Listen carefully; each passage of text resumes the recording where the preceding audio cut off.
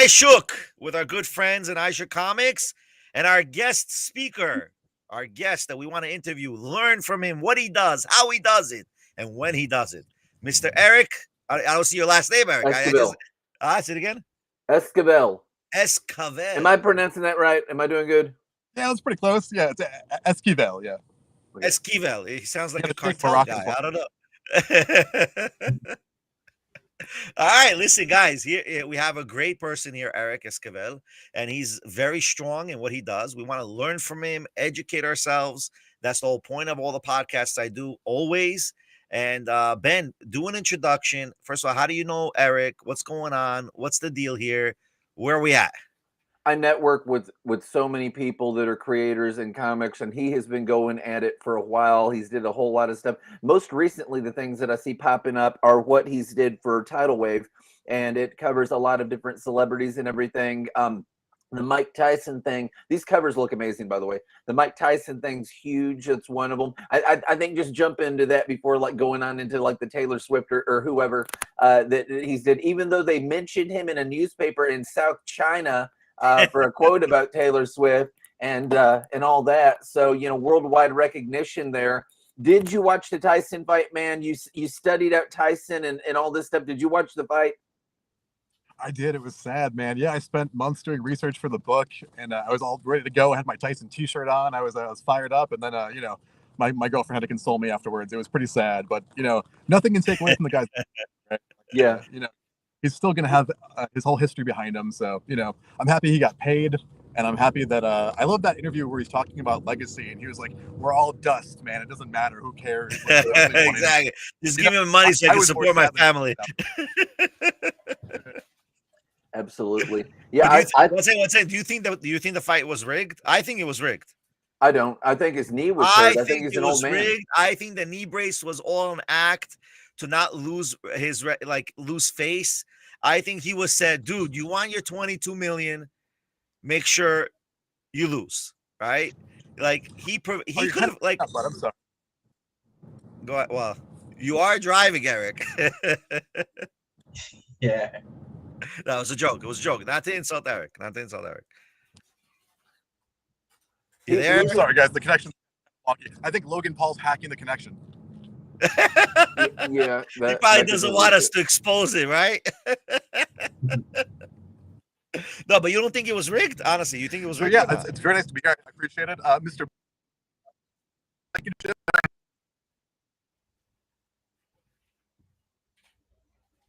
It's making Atari 2600 noises, y'all. Love him. No, he's here.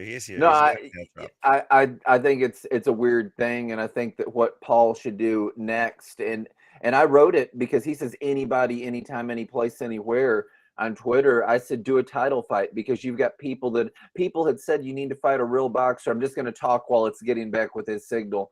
People had said you need to fight a real boxer, fight a real fighter, fight a real fighter, fight a real fighter. He goes ahead and he does that. Then people complain about that. He goes ahead and he gets like the legend Mike Tyson. I guess he's going to be back on. He goes ahead and he fights the legend Mike Tyson, gets him out there.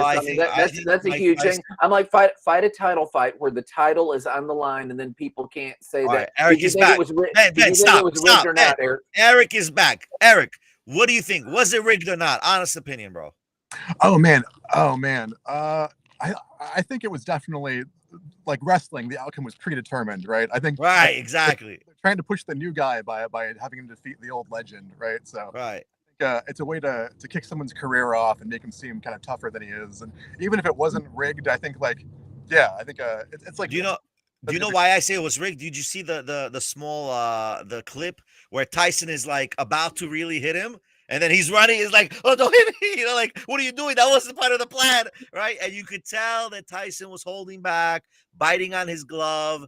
97 punches for a guy? No. That's a joke. I think it was he could have hit a lot more punches than 97. And Jake Paul was 300 or something, right? It was a joke. And never in his career do we see him not have that killer instinct. Like, he doesn't pause. Like, what is happening? Yeah, what's going on? Like, I got to oh, I'm sorry, I forgot. Like, what the heck is going on there? Even at his age and all the training that they showed on Netflix, his training was up to par. For even if he had a knee brace, that's ridiculous. Look, he survived 10 rounds with a knee brace. He could have knocked him out easily.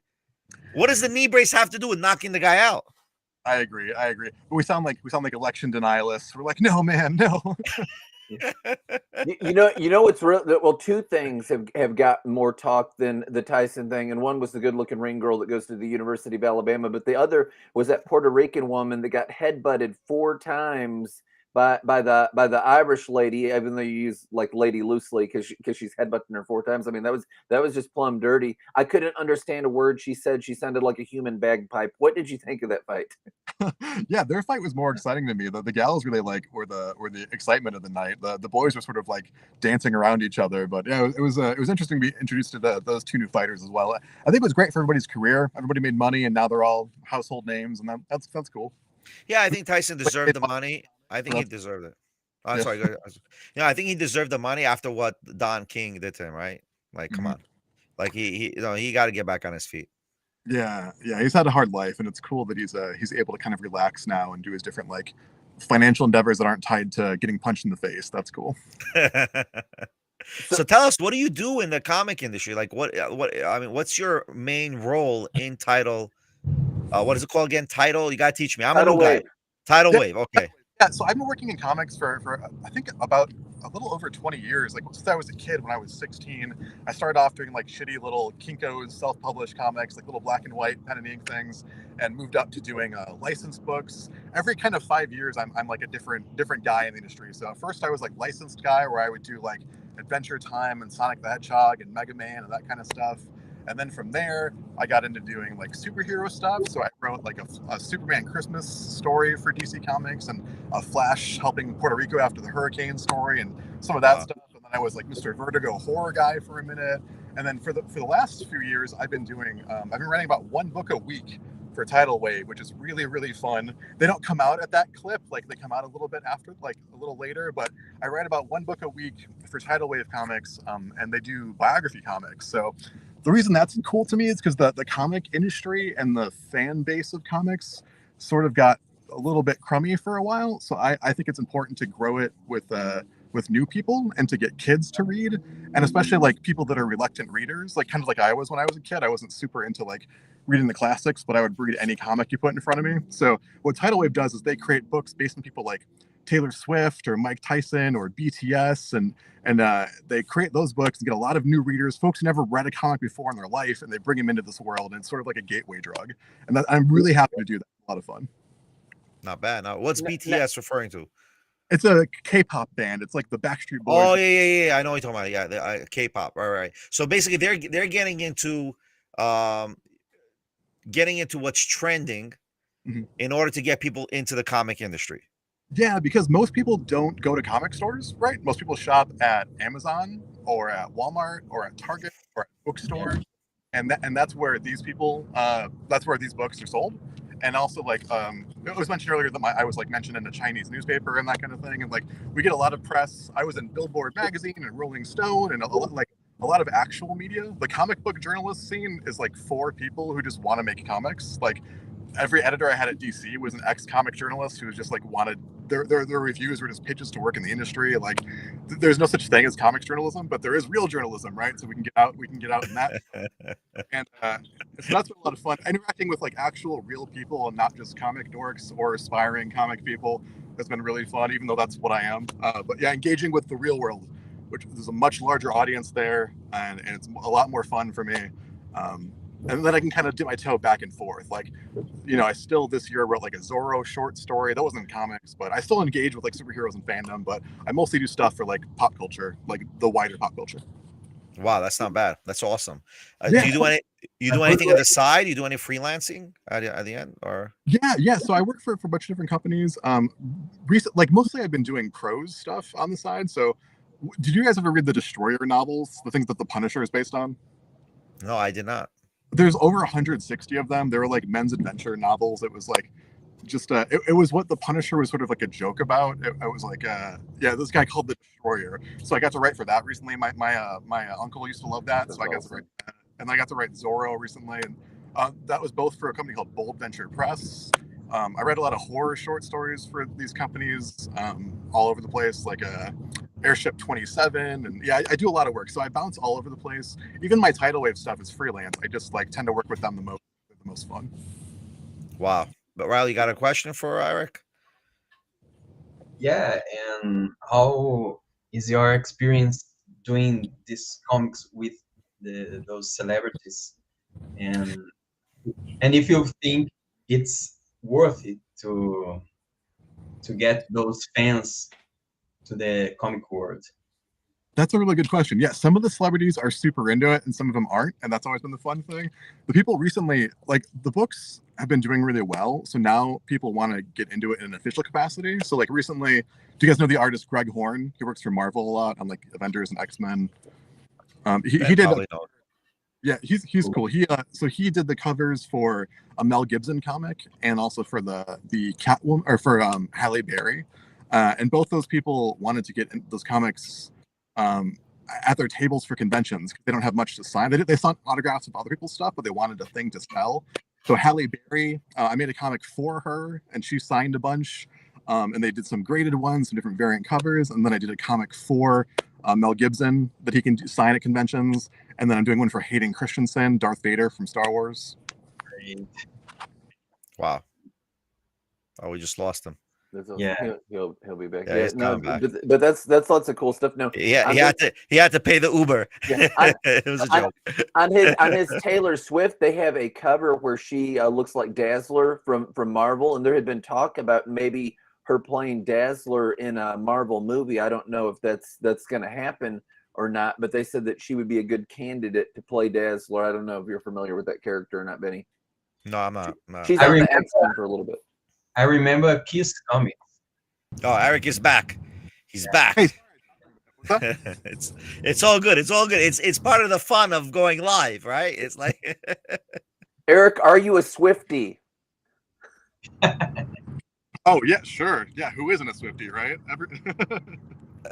Taylor Swift is really cool. Her company actually requested a copy of the book, and they read it, and they were like, "We were thinking about suing you, but this is really good. Great, so we're not gonna, like, Godspeed. It's not official. We're not gonna endorse it, but we're not gonna sue you either." So it's cool to know that her and her people actually read it and asked for a copy, and that was really fun. That's it. So I get how do you? Okay, so that's a good point. How do you do the licensing of all these comics with these celebrities? I think that was the highest selling book for them so far, is the Taylor Swift book. People really like that one. There are tons of variant covers, and when people usually talk to me, they're like, "Oh, you're the Taylor Swift guy," and like, there's worse things to be, I guess. So I've been called worse. So she didn't mind that you made money off the comic? She didn't mind what? I'm sorry. Like, she didn't mind that you made money off this comic, or did she? Did you have to pay royalties even though they didn't agree with it? She didn't mind, and most people don't, because it's like journalism. You know, you're allowed to write biographies, and you're allowed to write about people. You can't have like the adventures of Taylor Swift fighting Batman. You can't like do fictional stuff all the time. But you know, it's the legal status of these books is that you're allowed to write about people, and the reason they're cool as a fan is because if no one's telling me what to do. Like, I write negative things sometimes, or I'll write just like brutally honest things, and that's up to me to do, because it's not an official book, right? So they can come in afterwards and they can be like, "Oh, cool, I like this. I'll sign it. This is fun." But I would never want to work. I've done a few times. I've worked with people like officially giving me notes, and that just becomes propaganda at that point, right? Nobody wants to write that. Nobody wants to read that. As a fan, who cares? You want to read like the real nitty gritty. Right. Makes sense. Ben, any questions? What do you think? I mean, I'm loving Eric, what he's doing. It's unbelievable. Like, I learned a bunch of stuff from him right now. Go ahead. So he talked about Vertigo horror doing that, and I think that the cool thing about that is Vertigo, it had went away, but it's come back. That's a really recent development, that Vertigo's back on the map. How was working with Vertigo? I worked at the weird version of Vertigo, where it was like the woke Vertigo, right? It was like they wanted to push people's buttons, and they wanted to hire people who were controversial. So they hired like Zoe Quinn, who was the Gamergate, and then they hired like me. When they asked for the books, they're like, "I want a perspective, and I want it to be sort of like punk rock rebel about how like rough it is to be Latino in America," which is funny to me as like a white passing person who like barely speaks Spanish. They're like, "That's the guy. You're the most Mexican guy I ever met in my life." Brian Hill, who wrote Fork too, the book they asked for him was like you're a black guy, I want you to write about being a black guy with a slightly negative spin. Like all they wanted it was like very much like a they wanted to get the internet's attention and they wanted to engage that kind of thing.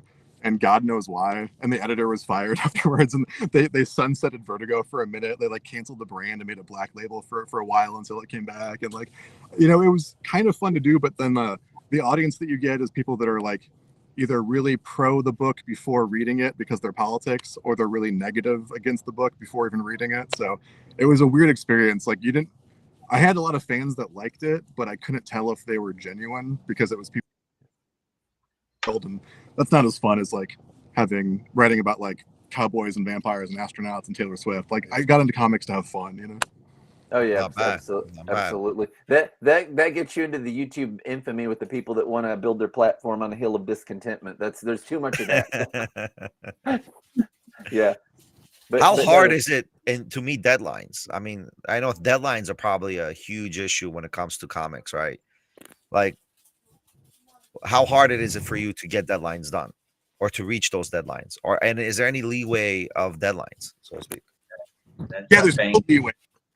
As a writer, you're the first person, right? If you don't get your job done, then like the penciler doesn't get to eat, the inker doesn't get to eat, the letterer doesn't get to ink, the color doesn't get to eat. Like everybody relies on you, right? So as the writer, you can't mess up and you can't be late because it affects the whole crew. So yeah, I write about 7 pages a day, and that not always on the same project, but if you do like if a page takes an hour to write, then that's like less than an 8-hour day, and most people work 8 hours a day, right? So like that's how I look at it. Is that's the bare minimum I can do is like what someone else does at their like minimum wage job, working for sit in a chair and type. Like that's an easy job to have. I have people in my family who like pick berries for a living. Wow. So so I do like 7 or 8 pages a day. And with comics too, it's way easier than prose because the artist is doing most of the work, right? So we're really spoiled as comic book scripters. So that's the pace at which I write. It's about 7 pages a day. How many hours does it take you to do 7 pages? Obviously, a regular person will take 7 hours. I don't think it takes you 7 hours. Yeah. Usually it'll even out because one page will take 2 hours, one page will take 30 minutes, but usually it's about, it's like a 7-hour day, 7 or 8 hours. So you're writing 7 hours a day, 7 pages a day. Yeah.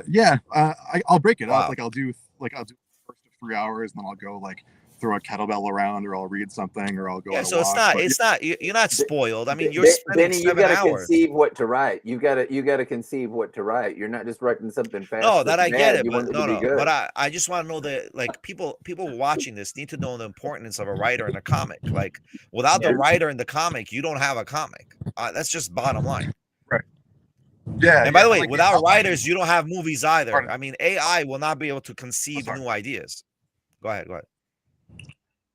Yeah, I'll spend some of that time will be like outlining, like I said, like usually the beginning of the week, like Monday and Tuesday will be the days when I'll outline, and the outline has like what happens on every page, so I know what the story's going to be. I know what the act breaks are. Usually I pitch it to an editor ahead of time, so they approved of the broad story, and then I take that broad story and I break it down into what happens in each page, and then throughout the week I can just do that. So I kind of know every day. You take it from a macro sense, then you micro it, and then you detail the full comic, probably, right? That's what you do. Yeah. The editor says yes or no to like the big picture, break that down into pages, and then I know every day which pages I'm going to do that day. Like usually I know like, oh well, my Monday morning is going to be like Taylor Swift age 1 to age 13. Like it's goofy. It's like that kind of thing. Right. Wow. Yeah, and the writing is the soul of the comic. I saw Raul light up when you talked about how hard the artist works on the comics. That's his thing. He's a penciler. He does all kinds of stuff. He can do it all, really. I mean, this man, he can drop one side and down the other.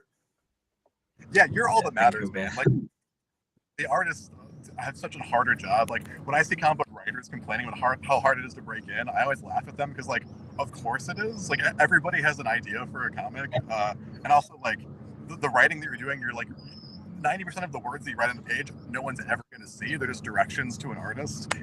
So they better be good, right? Like it drives me crazy when writers for comics have egos because nobody cares. Genuinely, it's so funny. Right.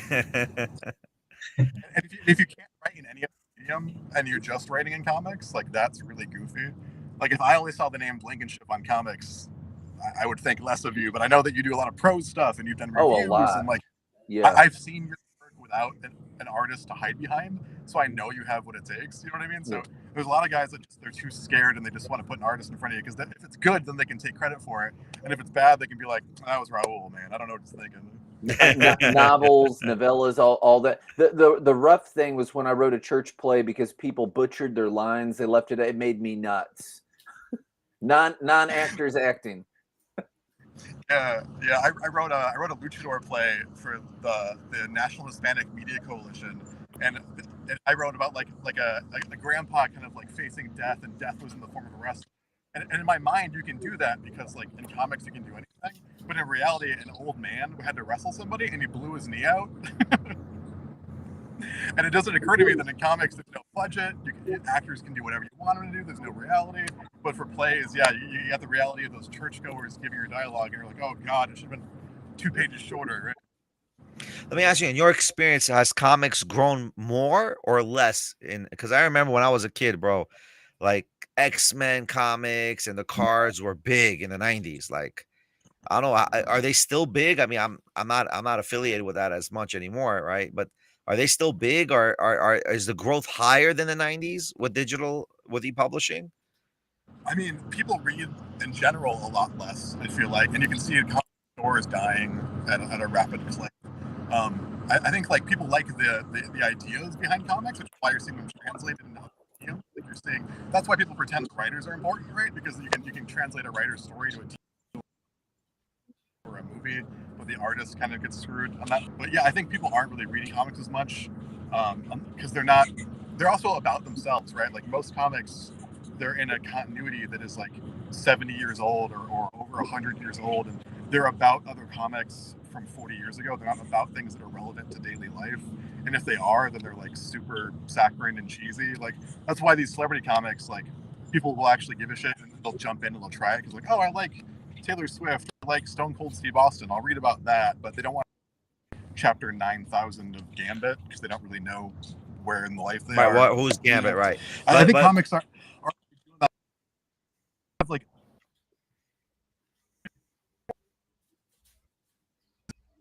we can reach outside the normal comic people and get new folks.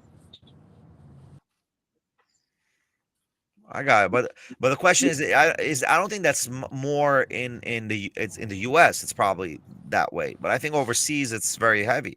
You're talking about manga or comics, because that's 2 different things. I think graphic novels and manga more than comics. The 20-pager, 24-pager, people don't want a 24-pager comic and read it.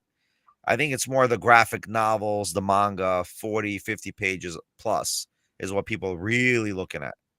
And now we have small groups consuming this. When we were kids, it was very diverse. Right.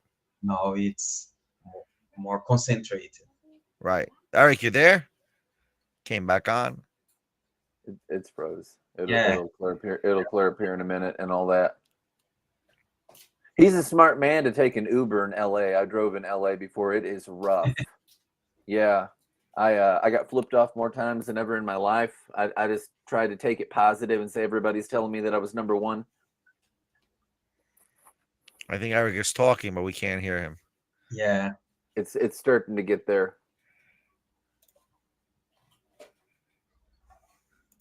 Eric, tell us when you're with us. Okay, it's working on it. There's a lot of people today that I think that they do get pulled somewhat into the comics, like The Boys or The Walking Dead, because they've reached the medium of media, and and they catch them because it's an Amazon series or because it's a movie or whatever. Yeah, no doubt. But I think comics do have I saw in statistic reports in France, comics are really big in purchases. They are. Japan also. Japan, the graphic novels are very big. Manga is just another form of a graphic novel.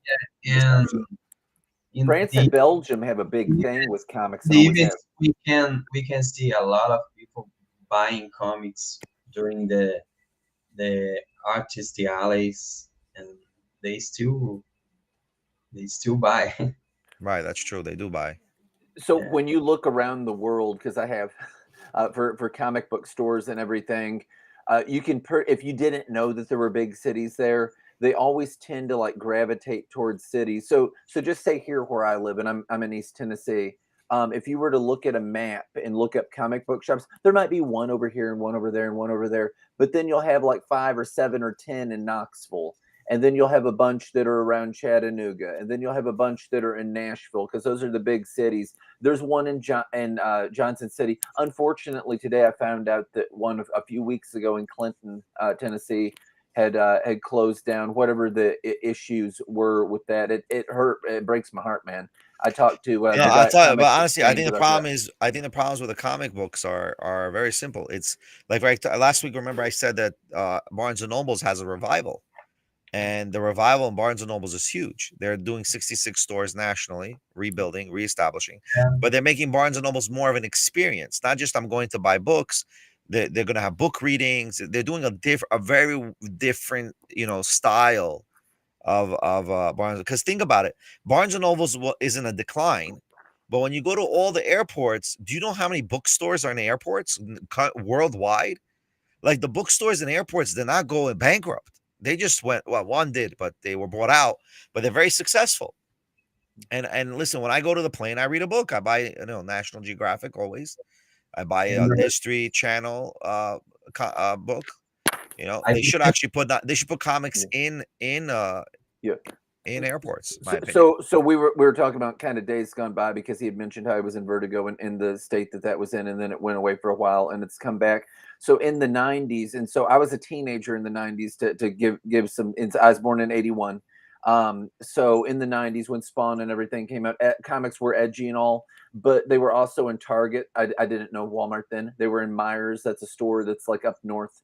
All that. You would go in there and there would be like a bunch of comic books that you could buy. You could buy Sabretooth. I remember seeing it in Myers, so there's groceries, there's clothes. It's like a super Walmart, and all that type of thing.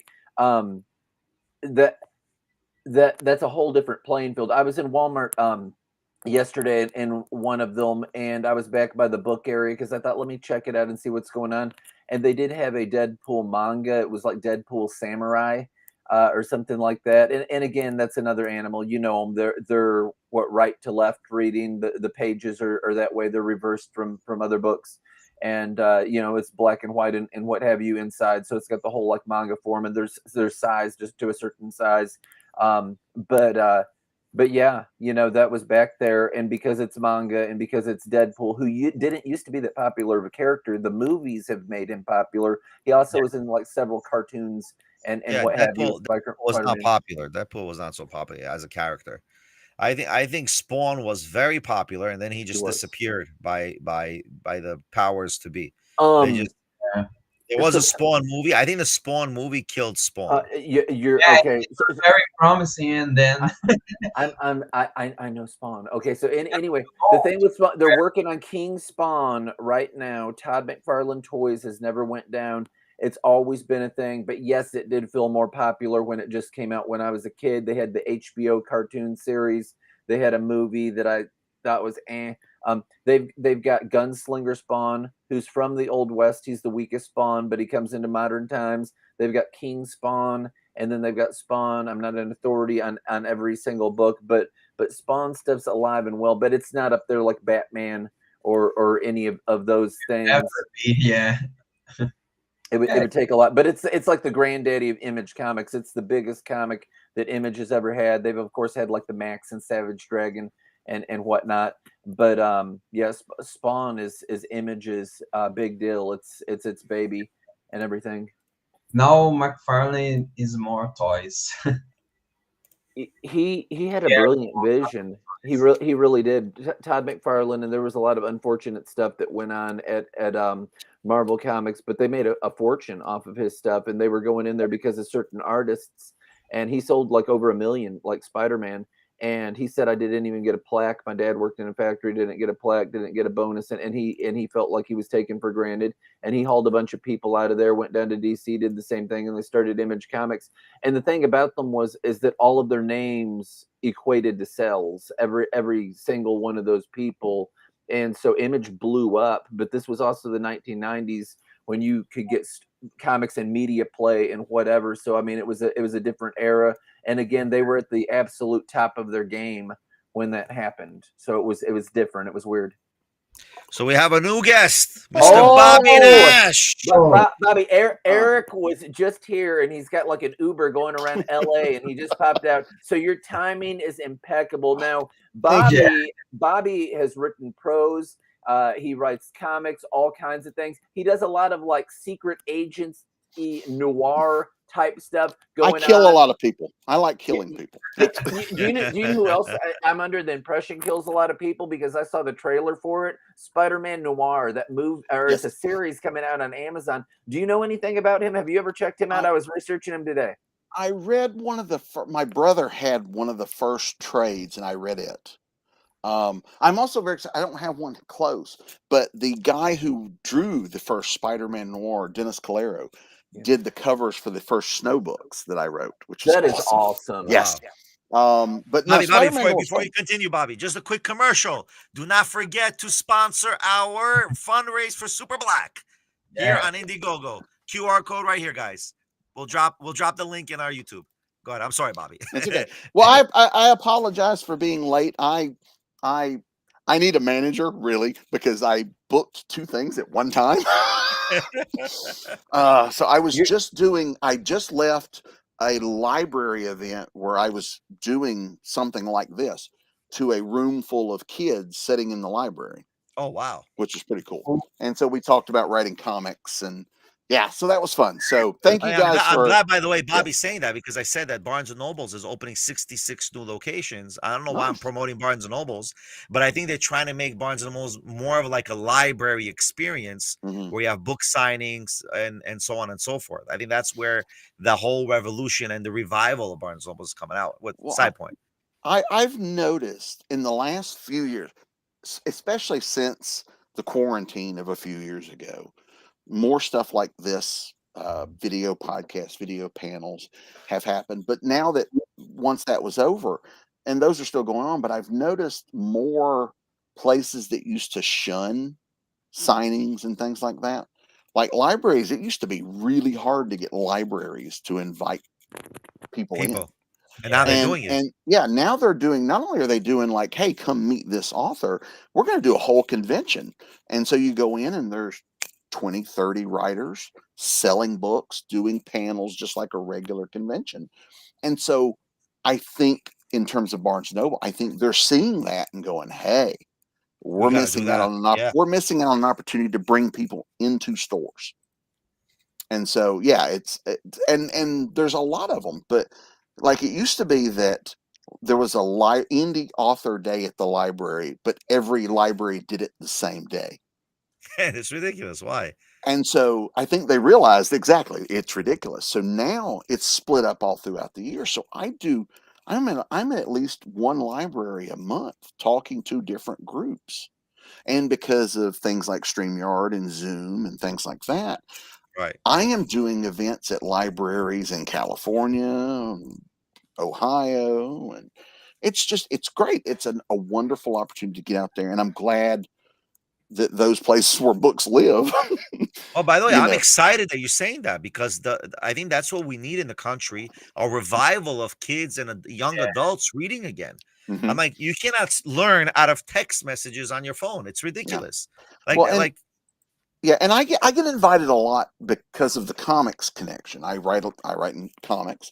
And so I have like a presentation that I can do with images and all of how a comic is put together, where I can show them all. Like I was at middle school last week doing it, where it's all the steps from here's how you pitch to write to draw to blah blah blah, but it's visual, so they can see it. They can see how the words that I put here turn into this. And so it's and I know BL writes comics. Do you guys also write as well, or? No. We have a comic that I got Ben to work with. It's called Super Black, with a Q. And Ben is the writer for the comic, for my comic, and Rael runs Ishook. He's the head of Ishook Comics, so he's the final word of the artistic. So you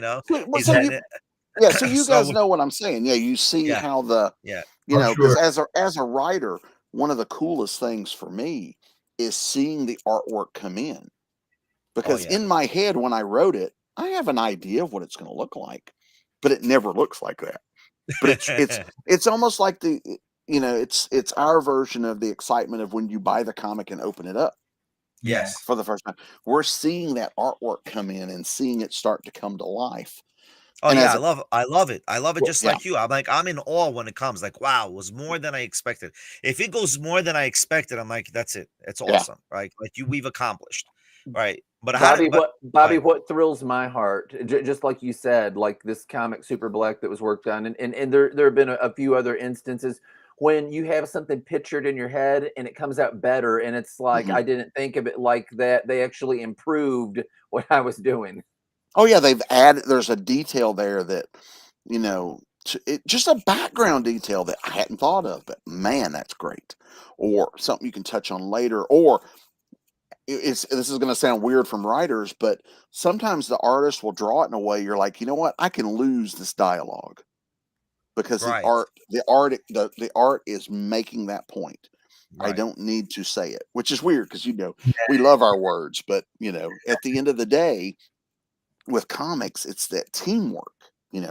You're part of a team, and the writer brings something, the artist brings something, the colorist brings something, the letterer. Everybody's bringing something that makes this one thing that we couldn't all do on our own.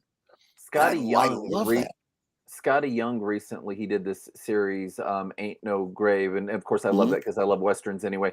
And like the book before last has virtually no words in it. This woman's going through like the afterlife trying to face off against death so she can get back to her kid and her husband. And there's almost no words. It's Mhm. just like picture, picture, picture, picture, which makes it a super fast read. And then at the end of it, there's like a line or two, and that's it. And it was really good. Oh yeah, I remember years ago, Marvel did 1 month where none of the books had words.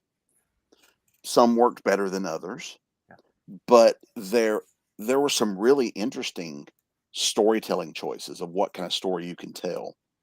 I've done a few things with very few words. I have one that's in production now where it starts out just like a regular comic. People are talking. The main character, it's a sci-fi thing. The main character gets his ears get damaged, and at the Wow. moment his ears are damaged, like the eardrum bursts. There are no more words because he can't hear them. We can't hear them. Wow. And then it becomes a different. You write that a little differently because now it's more okay. We've got to show this part because that's important. And so the artist and writer start focusing more together on how we're going to lay this out because we still have to tell the story, and it becomes a wonderful creative challenge, which can be a Okay. lot of fun. Okay. That what you said makes me think of the movie The Artist. Have you ever seen that movie? It's a silent film. Dan Aykroyd or whatever his name is, he's in it. The main actor, the man and the woman, they're both French, so people wouldn't like recognize them, and they make it look like an old movie. And they started out, and he's being tortured, and the bad guys are saying, and it clicks over to like the screen with the writing, like silent movies do. They're like, speak. And he's like shaking his head no, because the whole thing is about when the talkies came in and how it messed with stuff. There's a lot of tap dancing in it. I like it. The Jack Russell Terrier is fantastic, but continue. So it's called The Artist. Yeah. It's I'll have to look that one I up. love it. It's in black and white.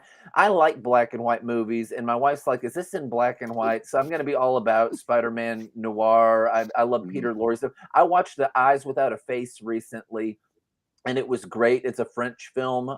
It's black and white. It's not silent, but I don't speak French, so I have to like read what's saying. But it's really cool. This guy's getting these women and cutting off their face and stitching it on his daughters. He's a doctor, and he also catches dogs. The dogs kill him at the end. It's great. The German Shepherd does the best.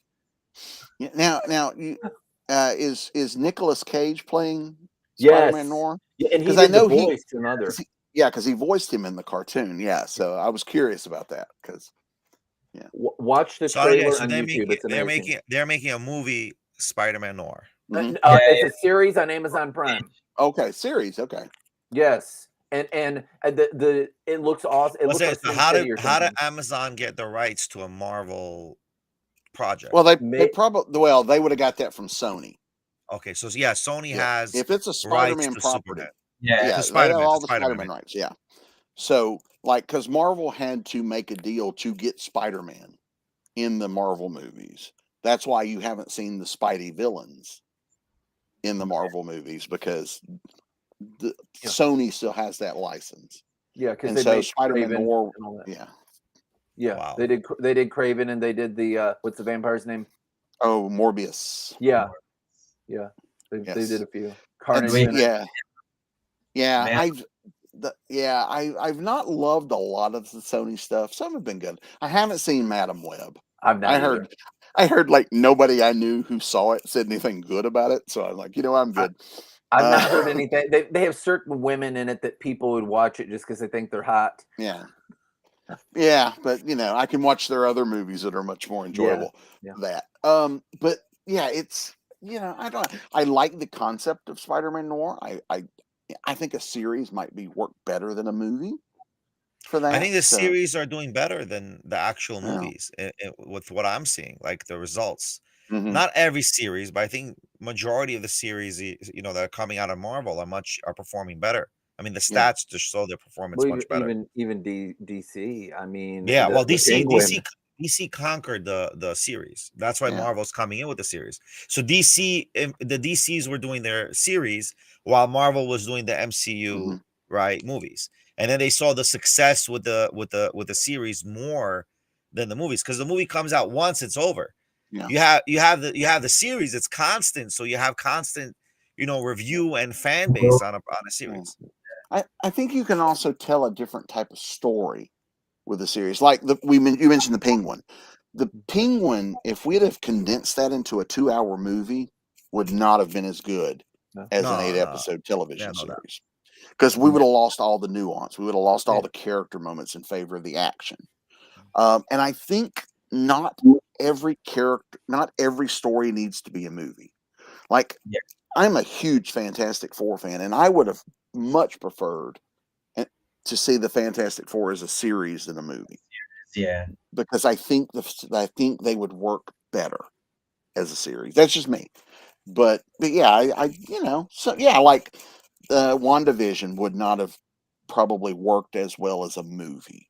I think it would have confused a lot of people. And you would not have enough time to get to those intricate points of the process of the introducing what was happening in the back end, the background of what's happening. How did they get to this? You needed like 10 episodes for that to be shown.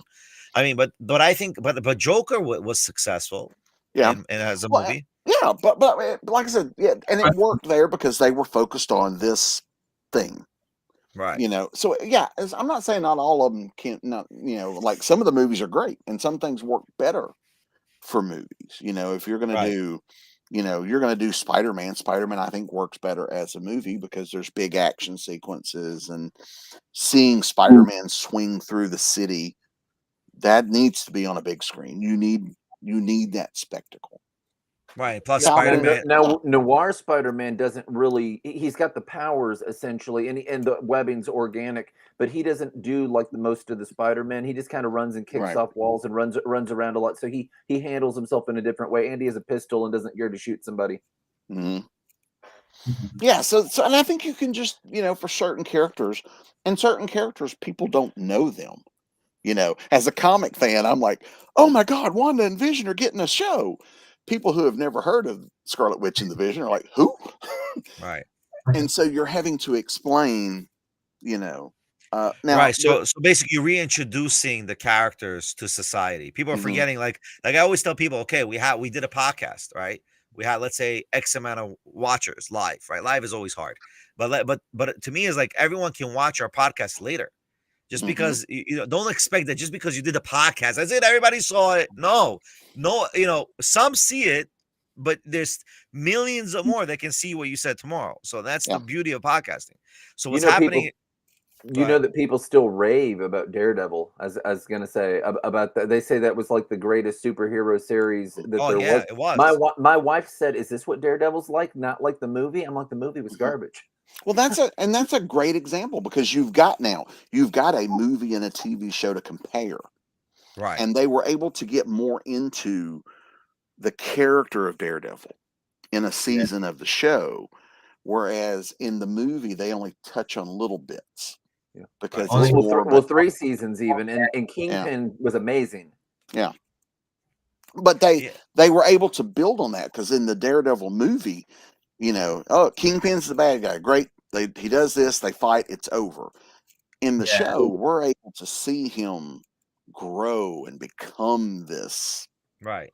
villain. Wasn't that beautiful with the painting in the wall? Didn't you love that, where he's staring at that and the, because he's looking at it at the place at first and you don't get it, and they spell it out slowly over the episodes. It's all these white specks, and then he remembers after he killed his dad, he stares at a wall that looked like that, and then when he's in prison, I think we he want to give sits down and he spoilers. stares at the wall. Dude, it's been out for so long. I know. It's- Maybe it's some get people with didn't see it. but it's get with the program, man. I mean, Right. it's been out Well, that long. it's probably going to get new viewers now that we're getting new Daredevil.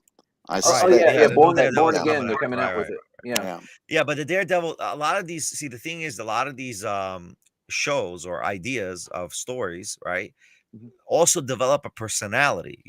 The personality of Daredevil is what makes Daredevil Daredevil. Even the show Punisher shows the personality. The movie, I don't think, did enough justice like the series of Punisher, right? In Punisher, we get to see what is his mental conflict, what is his problem, what is his issue, and why does he act the way he acts. You actually see that being personified in a series. Did y'all see the Frank Miller movie, by the way, that was like the biographical thing about him? Did anybody see that other I than have me? not seen that. No. Okay, so here's the deal. When he was writing Daredevil, because he got handed this like junk comic that wasn't doing any good, and he turned it around, and that's when he makes himself all big and famous. He says to somebody, he's like, you know what I did last night? And he's like, what? And he's like, I was scouring the rooftops of Hell's Kitchen. And the guy's like, that doesn't even surprise. So he was going through the motions of like, what would Daredevil do in a bad neighborhood? Benny, have you ever been to that neighborhood? There's no bad neighborhoods anymore. It used to be bad neighborhoods. Harlem, everyone said, oh, Harlem is a bad neighborhood. Harlem was never a bad neighborhood. I mean, like people didn't just, because you have so many colleges in Harlem. Like it's not a bad neighborhood. People like used to get killed on the subway, though, but now they have cameras everywhere. It's not like it was in the 60s or 70s. No. People got killed in the subways, not because because they provoked other people, right? Like there's a rule. You don't look at people in the subway. You put your head down, you walk in the 90s. That's all it is. People get killed all over the place. So, I mean, Right. that happens. But yeah, it's like, right. Yeah, when we went to New York Comic-Con, me and my buddies, we had no problem walking down the streets to go find food and walk to Times Square, all that. So we didn't have any trouble doing that. We didn't, No, New York is fairly safe for 8 million residents. Almost. It's fairly safe. You have enough cops in the places. I mean, there was a guy who stabbed 4 or 5 people like this past week, and unfortunately they died. But that was like you don't have this every day. It's not it's not an everyday occurrence where you have a knife wielder like that. What are you doing, Super Black, though? Well, yeah. Well, he lives in New York City right now. Right. But still, Yeah, but all cities have that. I mean, I grew up in Atlanta, and man, in the 70s, you wouldn't catch me dead in the streets of Atlanta. Even now, I don't like going downtown Atlanta because it's it's rough. Yeah, and so, but then again, there's other times during that week of DragonCon when there's 100,000 other nerds like me there. You're there. We're walking up and down the streets, no problem. Yeah, because outnumber everybody. Yeah, exactly. I was about to say that. Is that 3 hotels or 5 hotels? How many do they use? 5. There's 5 hotels, 3 convention centers, and we take over the mall food court. Wow, so that's it's 6 or 8 city blocks. It's like DragonCon's everything. It's wrestling, like it's authors, it's movies, it's comics, it's everything. And it's split up. So like when is that? It is Labor Day weekend. I say Labor Day weekend, but it's like 4 or 5 days. Wow. Because stuff starts on Thursday and it ends on Monday. Wow. But there are people that get there a week before and are partying up until it and during it. But we gotta be there too. Yeah. I mean, that's everything is spread out. So like the actors and celebrities are in this hotel. gaming is in this hotel, comics were in one of the convention centers, and so it's well spread out. There's different tracks and panels at all the hotels, but it is a hike because I'm in the America's Mart Building 2 in the comic and pop art track. That's where I have my table, and so there were 2 times this year I had panels in one of the tracks that was at the Cortland Grand, which is 6 blocks away. Wow. So I hiked 6 blocks to the good of the panel, hiked 6 blocks back, and halfway is uphill either way because you go up then down, and so it's a hike. But it's DragonCon is an experience. Everybody should do it once. It is a monster. It is huge. You cannot see everything. There's easily 90 to 100,000 people there. And then on Saturday they double that because they do the parade, and so people can come watch the parade for free. So Wow. a good 100,000 people come just to watch the parade. And that's not counting the other events going on around us. There's usually 2 football games because the stadium is a couple of blocks away. We're right there next to Centennial Olympic Park. There's concerts because it's a holiday. There's all kinds of stuff. There Well, are they so got many big people from Yeah. everywhere too. I saw Bradstreet was there. I love him. He's one of my favorite artists and all that. He did all the Punisher Max stuff and all that. It's awesome, dude. Yeah, it's the convention has 400 guests. Whoa. Not to mention a few hundred attending pros, Wow. which you're a professional and you're there, but you're not a guest. So yeah, and it's a nice mix of everything. It's really a pop culture thing because they're getting celebrities from multiple genres and multiple mediums. There's going to be actors and TV folks from different genres. There's going to be gamers and fans. We have there's at least one astronaut there every year. There's writers and artists and painters and people that make toys. I mean, it's a little bit of everything. It's something I think everybody should experience it at least once. Prepare to walk a lot. Prepare to wait in lines because it is huge, especially to get into the dealer's room. Because, like I said, we're in the America's Mart on the 4th floor. The 3 floors underneath where my table is are the dealer halls. That's the dealer halls. There's 3 floors. And on Saturdays and Sundays especially, the line wraps around the building to get in. Wow. And what does the dealer halls do? What's that different than anyone else? That's vendors. It's vendors. It's that are selling whatever they're selling. T-shirts, toys, swords, books, movies, you name it. Yeah. And there's 3 floors. There's just 3 floors of it. And it's massive. Where's the prime? Which is the prime floor? The first floor? No, it's a pretty steady mix of different things on different floors. Like if there's multiple T-shirt vendors, they're on different floors. So it's very but there's a lot, and that's an experience in itself. Wow. Oh, it is absolutely. If you're into that sort of stuff and crowds don't bother you, it's worth it, and it's an around the clock venue. Now, like the halls close at 7, like the vendor hall and comic pop art, but there are panels and tracks going on overnight throughout the morning. The gamers lock themselves in the Sheraton or the Hilton on Thursday and don't come out till Monday. Wow.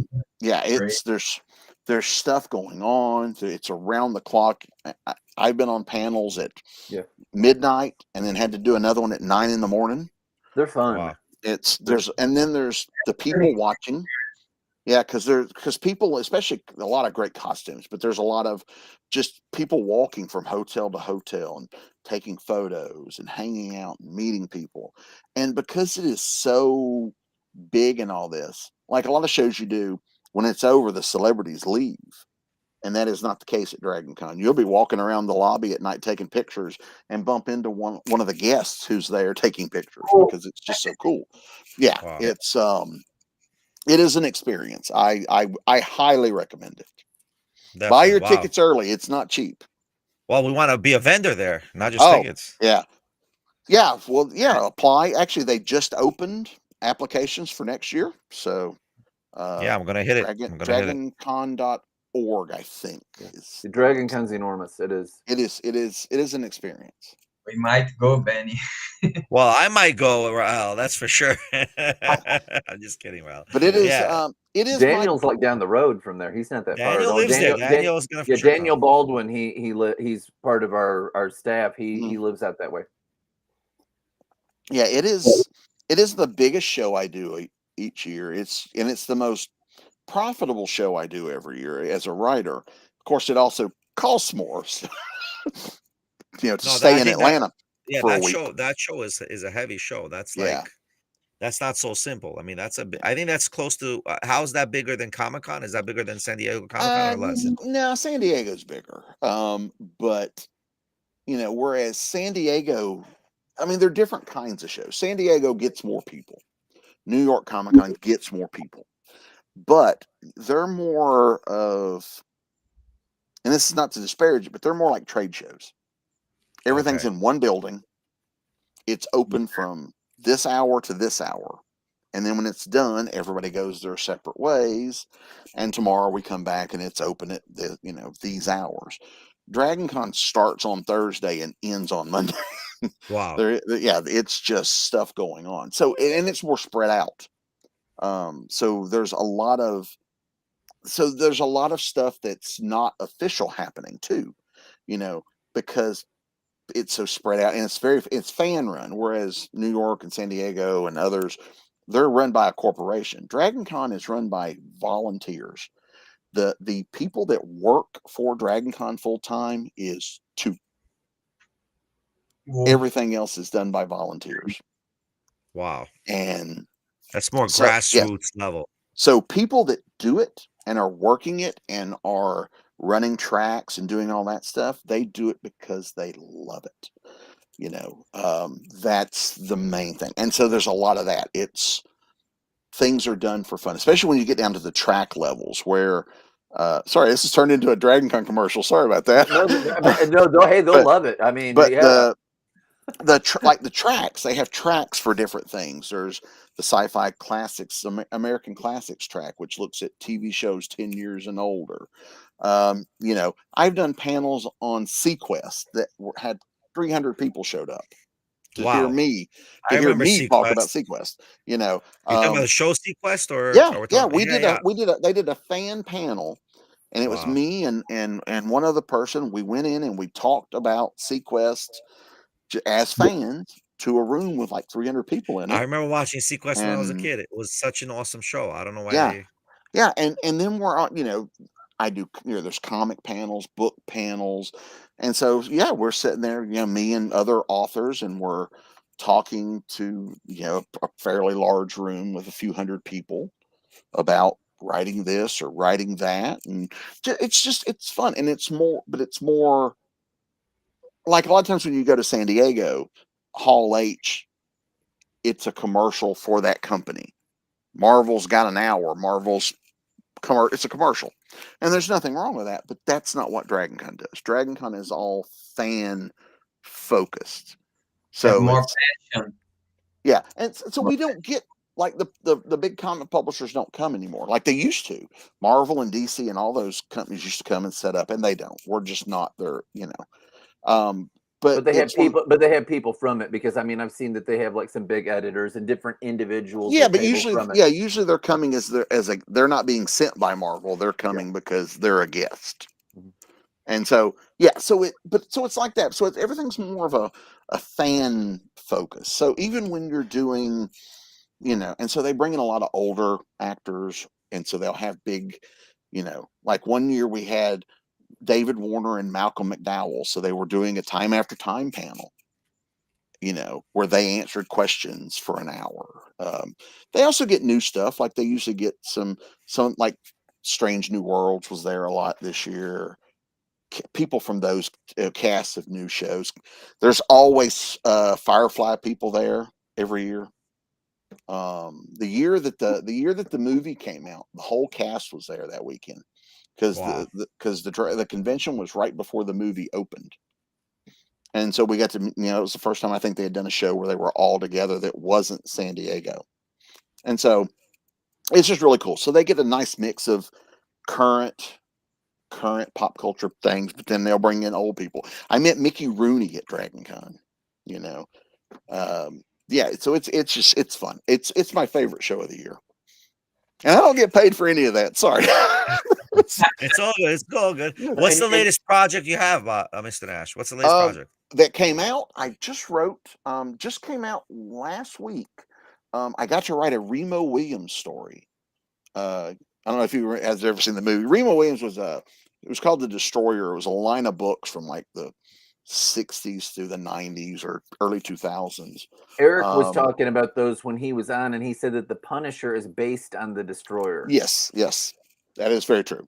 And I don't have my comp copy yet, so I can't hold it up. But Remo Williams, there was a movie in the 80s with Fred Ward playing Remo, which I love that movie. It's the one where they fight on the Statue of Liberty while it's being repaired. You guys have probably seen those scenes. But anyways, Remo, I've loved the books. I loved the books for years. And I got the opportunity to write a short story for a new anthology for Remo Williams, which was a blast. That's the most recent thing that came out. Actually, that's not the most recent thing. Earlier today, I found out that a comic short story I wrote came out in Tomorrow Girl issue number 9 from Antarctic Press this week. Wow. I found out today. So they were like, "Oh yeah, by the way." Is that a prose story in Antarctic Press, or is that a comic script? It's a comic script. I wrote there's a character called Lady Luck, who's an old public domain comic character, I think. Or she's based on some, I don't know, pastiche or something. And so the artist Larry Guidry, who drew the issue, he and I did this little 5-pager called 5 Pages. And so we did that, and that's in the issue. So it's just 5 pages that I wrote that's in there. So that was fun. But it was fun to work with Larry. You know, I've known Larry for quite a number of years now. And so it was fun to work with him and, you know, get this out. So we did it years ago. So it's good to finally see it out.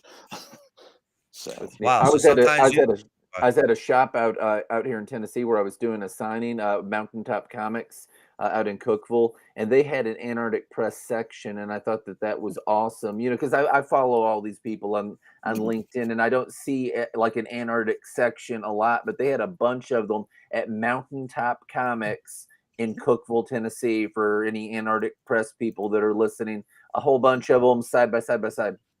Well, this is issue number 9, and it's called Tomorrow Girl, and on the cover, Tomorrow Girl is teaming up with Herbie the Fat Fury, the old character from the comics in the 60s and 70s. And so, yeah. So I'm curious. I haven't read anything but my 5 pages, but yeah, it's fun. I love writing comics, so I write them as often. I've got.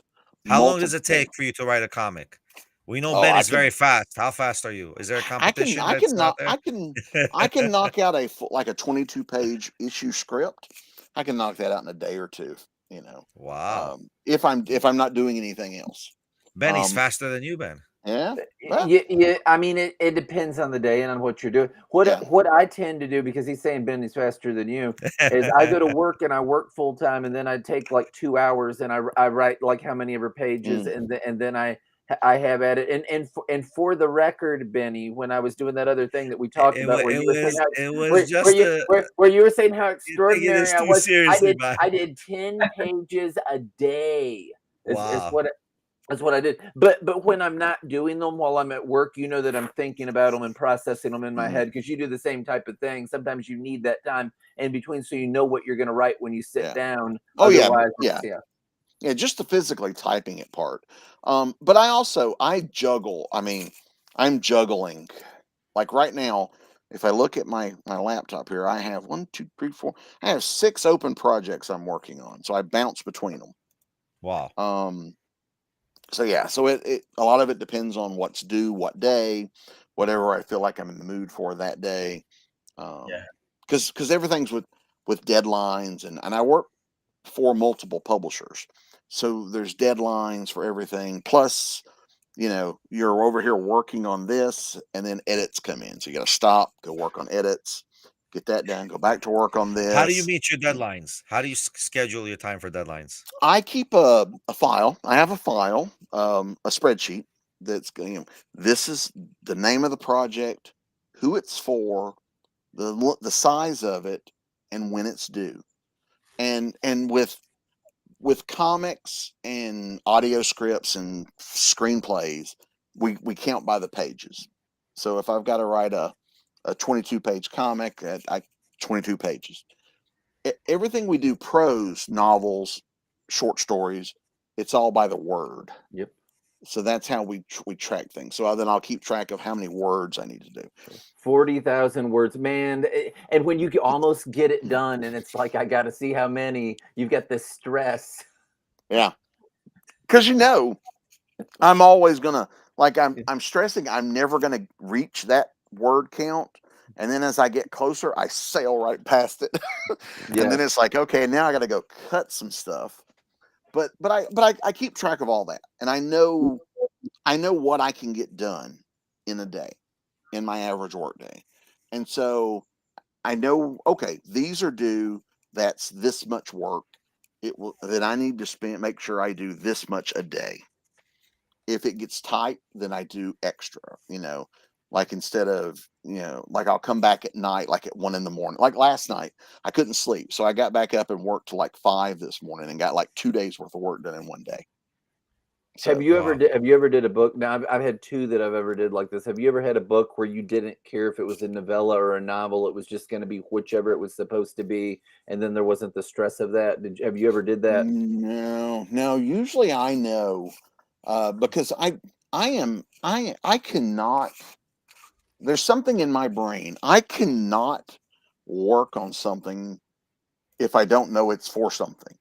Like I can't just sit down and go, I think I'm going to write something today just for the heck of it.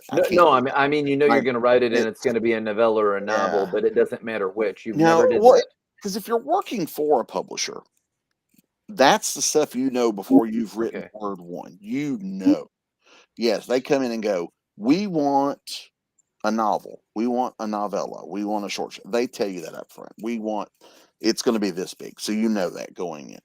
Doing it yourself, like the first novels I wrote, I didn't go in going, it's got to be exactly this. But I knew there was a range. Like novels tended to be 80 to 100,000 words. So that's what I shot for.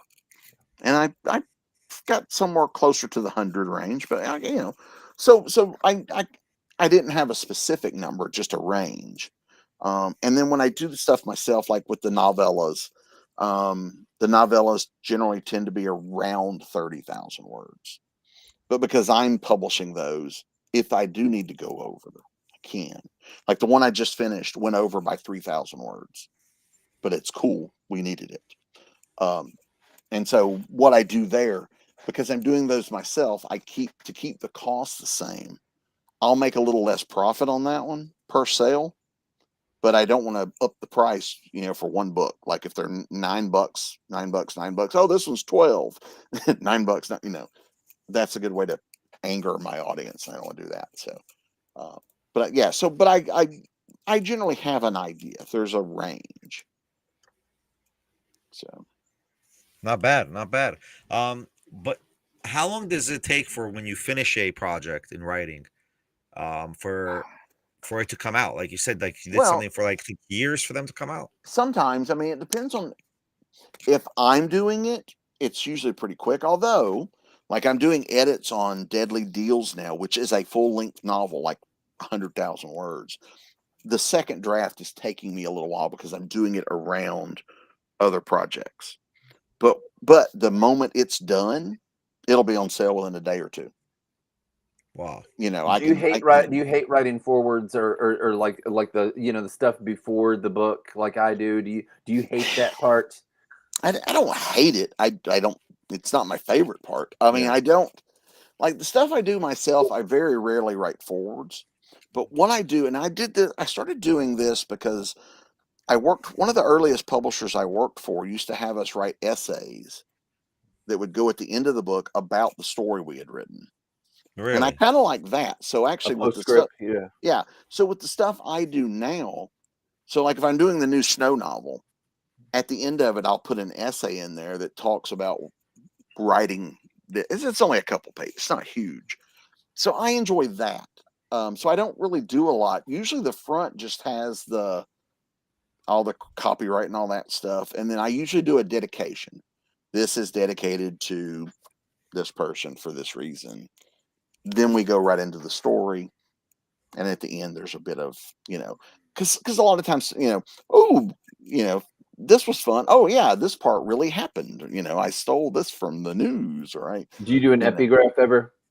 Do I do what? I'm sorry. Like where you put a quote before the stuff? No, I've done it in the past. I don't do it often. I just don't like going and looking at the quotes. Yeah. I've done it in the past. It's just not often. Yeah. I'm I also I'm don't. like too gothic or whatever. I do all that stuff. Yeah. I also don't like titling my chapters because I get that question all the time. Is do you come up with a title for each? And it's like, no, chapter 1, chapter 2. I've done it before. Some publishers request it, and if they request it, I'll do it. But it's not. I don't think it's necessary. So a lot of that stuff just depends. Every publisher has their own unique flair and style. So if I'm working for a publisher and they want that, whatever they want to make the book look like one of their books, that's what I'll do. But on the ones I do, I kind of have, this is the way I do it. And so the books that I put out look this way. So, but the books I do for somebody else look different. So, but again, it's that kind of stuff going in. I've never really had a publisher come up to me and say, we need to do it this way, and it's just so weird that I have to go, no. I've not run into that. It could happen, but I've never run into like guidelines that were so strange that Have you ever written in pastiche, or do you like to, like Shakespeare or whatever? I've written. I don't write like other writers. I don't try to like mimic the style, but I do in the course of my career, and I still do. I write characters that are public domain characters.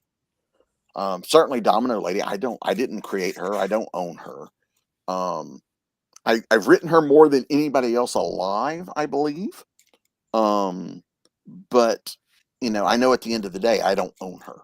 I don't, but I just tell the best stories with her that I can, and I write my version of her. But I've written Sherlock Holmes and Zorro and Remo Williams and the Green Hornet, and in all those, when I go in, the thing I go in is like, okay, it needs to sound like, if I'm writing the Green Hornet and we were doing the 60s TV show version, the characters have to sound like those guys. So I make it a point to make sure that the characters are the characters that I'm based on. So when I did Zorro, it had to read like the Zorro because I was doing the book version. Yeah. Because there were different people in the book that got different versions, the TV or the movies. I had the book version. So I had to make him sound like the guy in the book, not like Antonio Banderas. And I love Domino Lady, and you're the dude that introduced me to her. Ryle and Benny don't know who that is. She talks like an old actress, and it's like very noir and everything, and she takes out the bad guys. I have the doll. My publisher sent me the doll. That is awesome. They made a limited edition doll, and it's like $150 when they were new. And I was like, yeah, I don't have that kind of cash. I'm not going to blow $50 on or $150 on a doll. And so one day, it was earlier this year, I get a box in the mail and I open it up and it's in there. And my publisher's like, found this in the warehouse. Thought you might like it. Now, have you written prose about her, like taking out Nazis, or is it just like extortion people and all that? Because I've read about like extortioners and all that.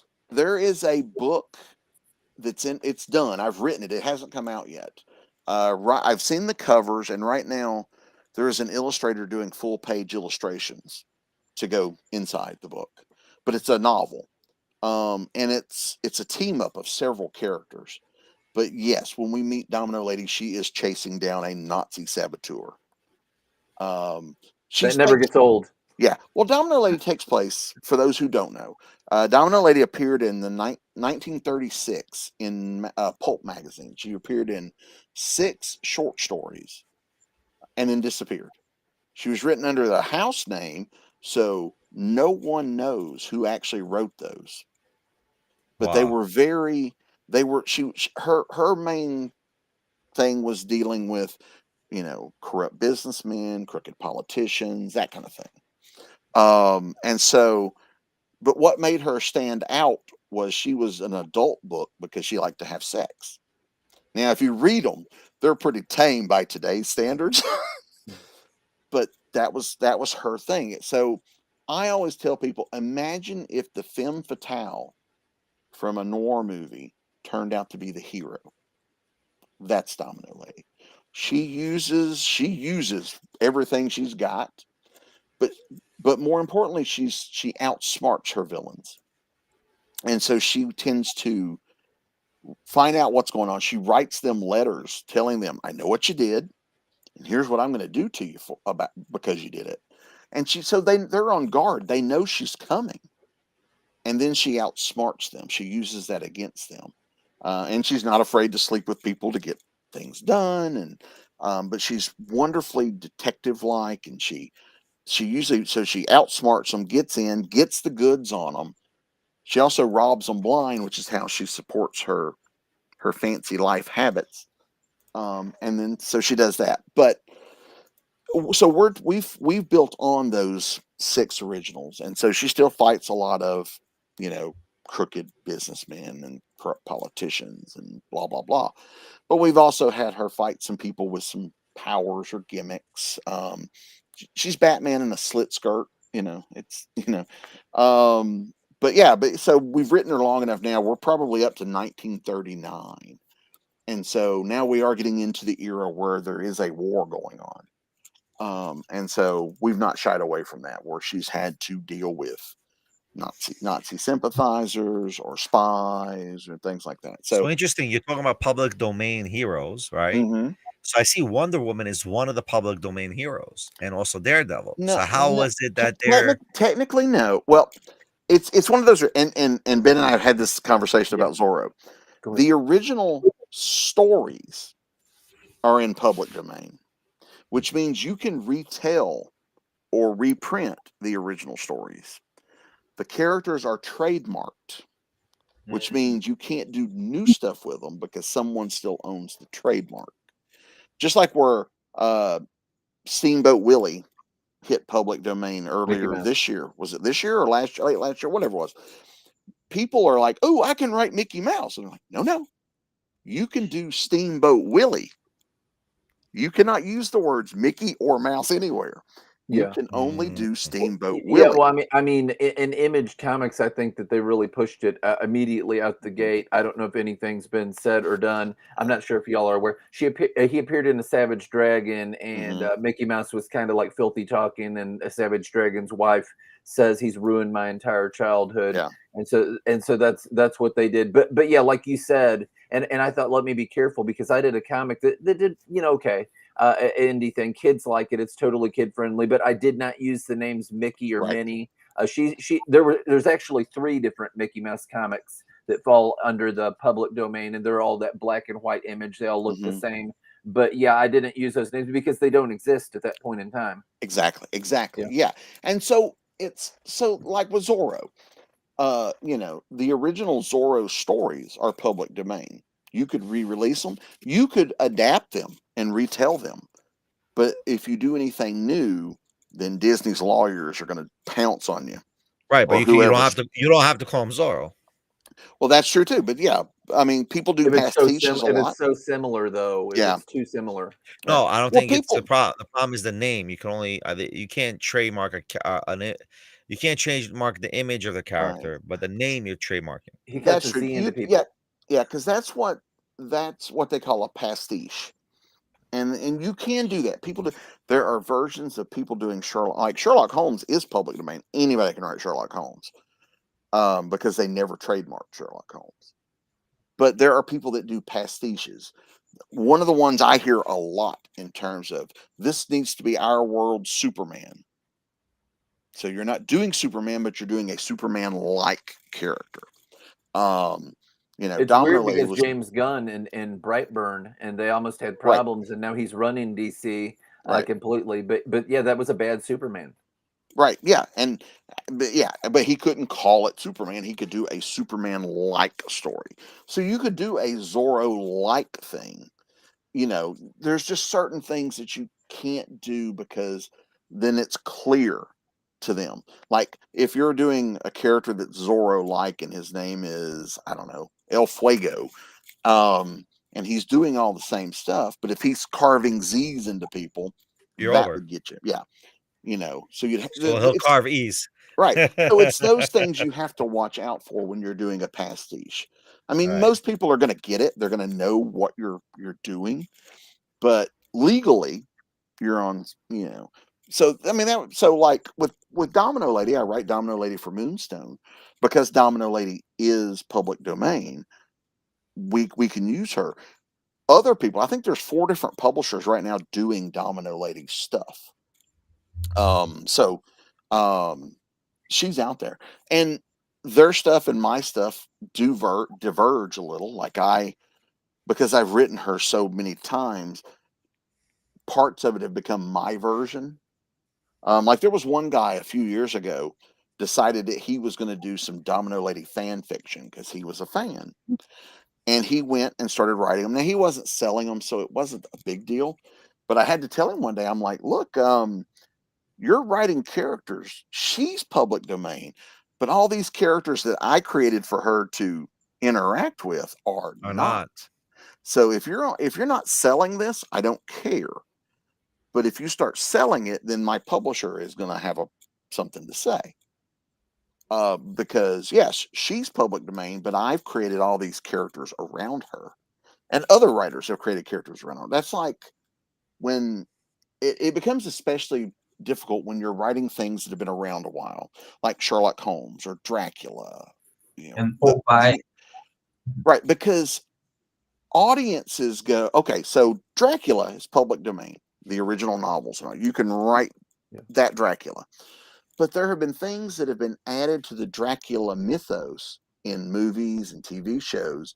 Those things are not public domain. So you write Dracula and your audience goes, well, why don't they do this? Why are you skipping that? It's because I don't have rights to that. Did you watch Last Voyage of the Demeter, by the way, the movie? I have not seen that one yet. That is my favorite Dracula movie of all time. I was amazed at how good it was. Of course, it's just a portion of the book where they're taking the ship from over where he's at to England. Mm-hmm. It's amazing. I didn't know if you'd seen that or not. I like how they took a piece of that and used it. Yeah, I have heard some amazing things about it from friends who have seen it. It's on my list. Oh, it's great. I hear it's really good. But yeah, so you have to be kind of careful with those, when you do, like Sherlock Holmes. There's the Conan Doyle stuff is all public domain, but anything not written by Doyle, if characters appear in those, you have no rights to them. So those are things, but audiences at large don't know that, so they're just like, oh, so you wrote Sherlock Holmes, but it doesn't have this character in it. You're an idiot who doesn't know Sherlock Holmes. Because, but you're not allowed to use that because like Enola Holmes is a great example. Enola Holmes is not public domain, but as the sister of Sherlock Holmes. So if I write a Sherlock Holmes story, I can't use Enola Holmes. I could create a new sister for him if I wanted to. You can use like Moriarty or though, because those are because Moriarty's in the books, public domain. His brother Mike Cross, Watson. Those are all characters that are absolutely free to use. And if you want a good example of how it is, look at newer versions of Sherlock Holmes stuff. If they're using it, it's probably the public domain stuff.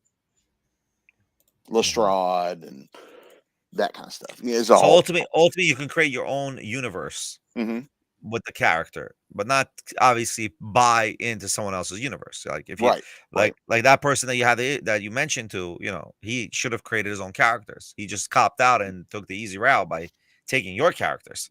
Yeah, and a lot of times and like I say, it becomes complicated because trademarks exist, even though, like I said, those public, the early Wonder Womans and Supermans and Popeye. I think Popeye does this year, Superman's next year, or something like that, or or Zorro, or the early stuff is all public domain. But because the companies still own those characters, that you can't do anything new without licensing it. So when I write media tie-ins for a publisher, that publisher has paid a licensing fee to the people that own said character. Yeah. And then they have then permission to do stuff with it. But then, like if you write for a publisher, you write, the publisher and the editor approve it, you're good to go. When you do a media tie-in thing, you write, the publisher and editor approve it, then it goes to the people that own the character. And in that point, it could be kicked for any number of reasons. And not all of them are creative, because a lot of times it's not a creative person at this corporation that's making the decision. They can kick for any number of reasons. There are currently 3 or 4 different Zorro properties, either out or in development. Your story can be a great story, and they go, oh, the Disney show is going to do that plot already. You can't do it. Hey, don't I know it? Yeah. Yeah. So, yeah. I wrote Zorro Kills, so I can't sell it right now. It got pulled, and Bobby's the one that told me. And people were saying, man, this is great, and Bobby's like, man, that is good, but I'm surprised that they would let you do that. I'm like, what do you mean? I remember, because I'm like, I can't believe ZPI let you get away with that. And he goes, yeah, ZPI, and I'm like, uh-oh. He tracks down child trafficking pedophiles and hacks them up, slashes them up, kills them, maims them. It's great, but at the same time, Bobby's like, like a heavy PG-13 to R-rated Zorro due to heavy violence. It's like I'm amazed. Yeah, because the people that own the characters, their job, like we're at our level, we're concerned about what's the best story we can tell. Their job is, we need to protect this character. That's why there's a lot of stuff. Like I hear at conventions all the time. This one I get all the time. Someone will come up to me who is not a published writer but wants to be. And they'll come up to me, and this is the one I get all the time. Man, Spider-Man comics suck. I hate them. If I ever got the opportunity to write Spider-Man, I would. And they start listing off like 10 things that I know Marvel and Disney will never in a million years let them do. Did you hear recently that allegedly now, because it's all over YouTube, but that doesn't make it true, that the head honcho over the Spider-Man stuff, that he will not let Peter Parker marry Mary Jane, and they're like, why? Did you see? But nonetheless, it's their property, right or wrong. Mm-hmm. Right, like in the comics. I mean, yeah, because when they undid the marriage, that was not a writer and an artist or coming, hey, we want to do a story where the marriage gets undone. No, that came from on high.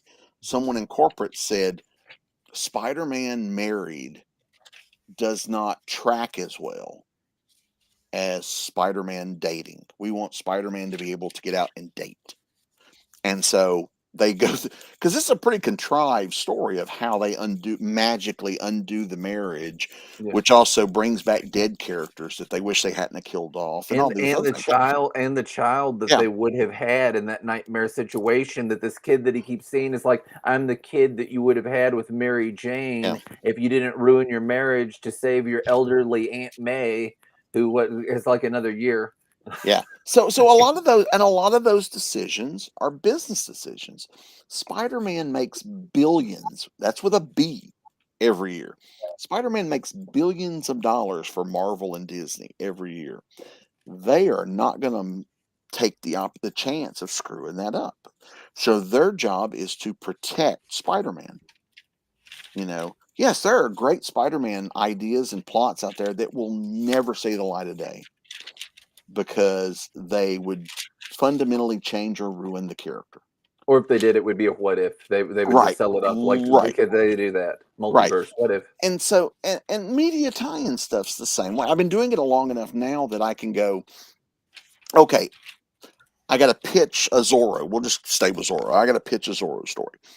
In my head, I already know, okay, these stories they will never do, because publishers, licensed properties get this one a lot too.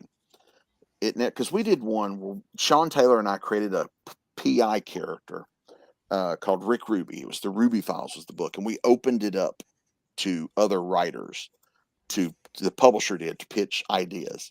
And we got this, and in talking with other editors, they get this every time there's an open call for characters that are pre-existing characters. And this is the pitch they're going to get. And I'll just use Zorro just to keep it simple, because we've already talked about Zorro. Zorro meets character X and falls in love. They get married. They have a child. A villain from Zorro's past comes back and murders the wife and child. Zorro has to go get revenge. That story gets pitched no matter what property it is. I guarantee you, if someone's writing Spider-Man, they've got that pitch. If someone's writing Star Trek, they've got that pitch. Kirk falls in love, has a kid, they've written it.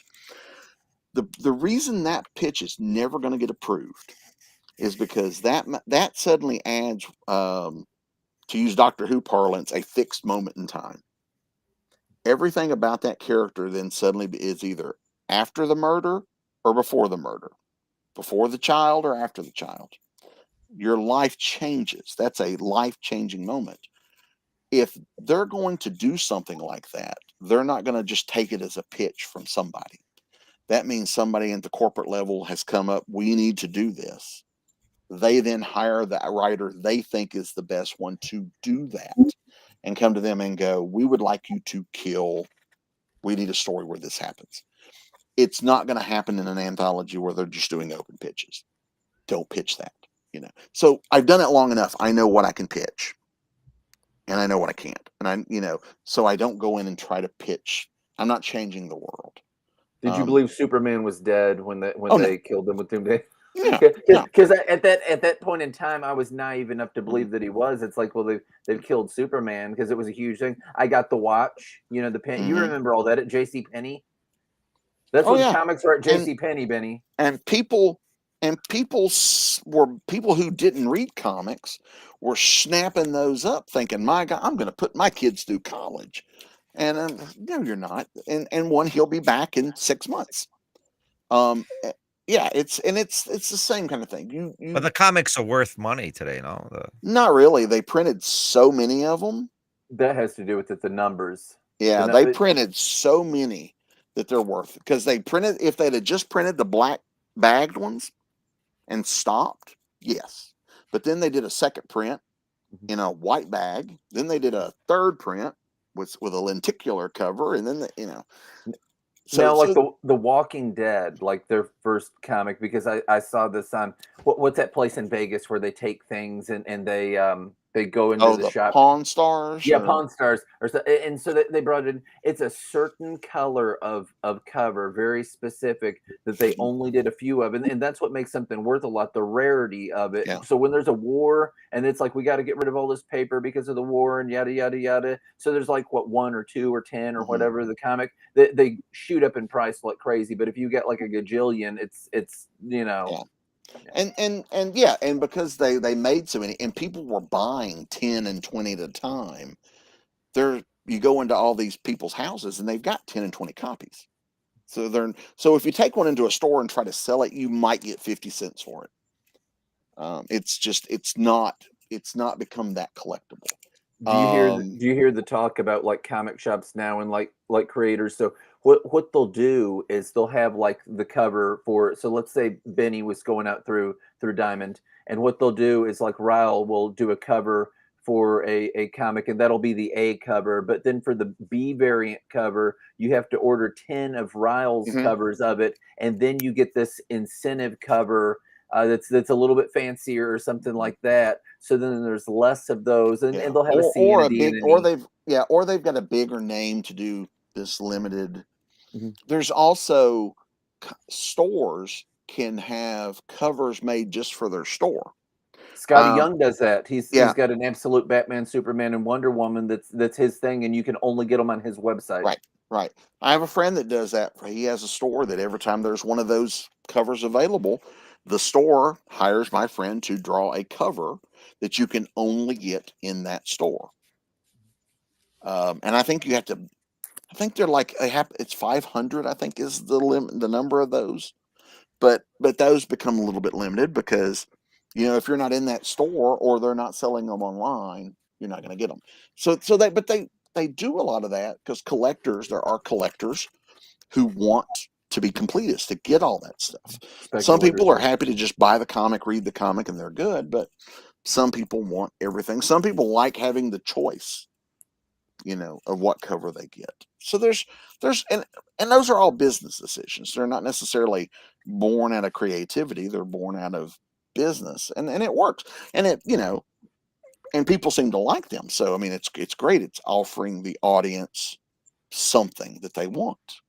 All right, Mr. Nash, we're out of time. Any last questions? We need to have him back on. Is what we need to do. Yeah, we'll definitely have him back on. Bobby is so fluid. Listen, he was very informative, by the way. We need to have him on. Go ahead. Yeah, we've learned a lot. Yes, very informative. It's very strong. We learned a lot, like Rael just said. Honestly, I was listening to every word you said. I was captivated by the DragonCon, right? And then obviously how the public domain works. Like, there's a lot of education here for people. DragonCon owes this podcast money, is what I think. Well, I will send Bobby DragonCon. Nash is going to get a table like this link.